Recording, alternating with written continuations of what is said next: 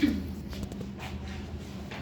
morning, students. Good morning, sir. Dear students, today our class is going to experience an interview.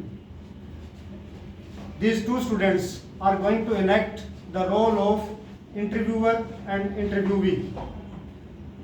Jayant is playing the role of Umberto Eco and Dhirendra is playing the role of interviewer, that is Mukund Padmanabhan. Please listen the interview and enjoy it and learn it as well. Thank you. Good morning, Mr. Eco. Good morning. English novelist and academic Mr. David Lodge once remarked, I can't understand how one man can do all things that he does. Mr. Mukund, maybe I am giving the impression of doing many things, but in the last, I am convinced that I am doing the same thing. Which is? Now it is difficult to explain. I have some philosophical interests, and I pursue them through my academics and novels. Even, you see, my books for children are on the topic non-violence and peace. Yes. You see the same bunch of ethical and philosophical interests. And then, I have a secret. Did you know what will happen if we remove all empty spaces from the universe? All empty spaces from every atom. The world will become as big as my fist.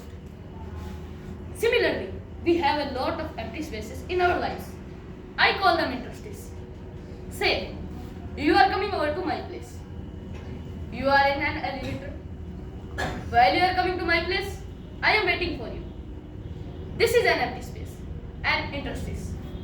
I work in empty spaces. While you are coming from first floor to third floor, I have already written an article. Not everyone can do that, of course. Your non-fictional writing and your scholarly works has a certain playful and personal quality about it. It is marked departure from a regular academic style, which is depersonalized, often boring and dry. Have you consciously adopted an informal approach, or is it come naturally to you? Mr. Mukund, when I published my first doctoral dissertation in Italy, one of the professors said, scholars learn a lot of certain subject, then put lot of false hypotheses, correct them in the end, put the conclusions. But you, on the contrary, tell the story of your research, even including your trials and errors. At the same time, he said that I was right and went on to publish my research as a dissertation book, which means he appreciated it. And then, at that point, at the age of 22, I recognized that scholarly book should be written in the way that I had done, by telling the story of research. This is why my essays always have a narrative aspect. Yes. And this is why probably I started writing novels very late, at the age of 15 or more. I remember that my dear friend Reynold Barthes always frustrated that he was an essayist, not a novelist. He wanted to do creative writing one day or other, but he died before he could do so. I never feel this kind of frustration. I have nothing to do one day, so I started. Novels probably satisfied my taste for narration. Talking about novels, from being a famous academic, you went to becoming a spectacularly famous after the publication of The Name of the Rose. Yes. You have written 5 novels against many more scholarly works of non-fiction. Yes. At least more than 20 of them, Over 40. over 40. Among them a seminal piece of work on the semiotics. But most people ask about Umberto Eco. They will say, oh, he is a novelist.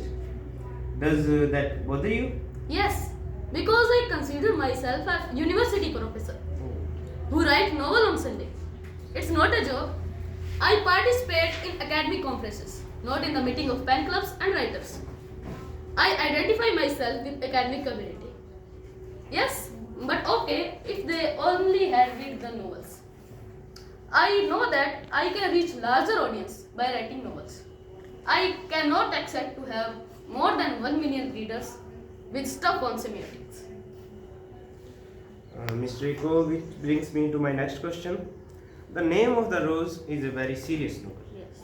It's a detective yarn at one level, but it also delves into the metaphysics and theology and the medieval history. Yes. It's yet it enjoyed a mass audience. Were you puzzled at all by this? No. Journalists are puzzled. And sometimes publishers. Journalists and publishers are puzzled because they believe and think that people don't like difficult reading experience. They like trash. Say that there are 6 billion people on our planet. The name of the rose is sold between 10 to 15 million. So in a way I reach very small percentage of the total population. But actually these are those type of readers who don't want easy reading experience. I myself watch TV after 9 pm after dinner and either want to see Miami Vice or Emergency Room. I enjoy it and I need it, but not all the day. Could the huge success of the novel have anything to do with the fact that it's dealt with the period of medieval history that That's possible. But let me tell you another story. Because I often tell stories like a Chinese wise. My American publisher, while she loved my books, she said she did not accept to sell more than 3,000 copies in the country, where nobody seen a cathedral or studies Latin.